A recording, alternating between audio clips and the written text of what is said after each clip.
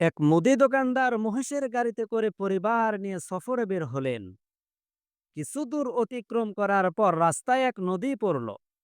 গাড়ি থামিয়ে সে চিন্তা করতে লাগলো নদী পার হবে কিভাবে। অবশেষে ভাবলো নদীর পানি মেপে দেখা যাক।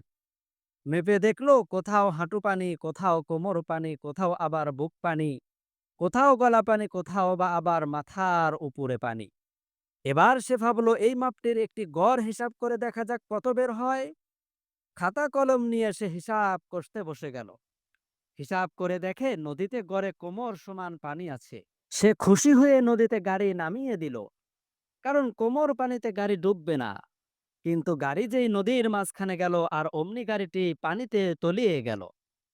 অনেক কষ্টে সাঁতরে যখন সে তীরে উঠল, তখন দেখলো পরিবারের সবাই মারা গেছে।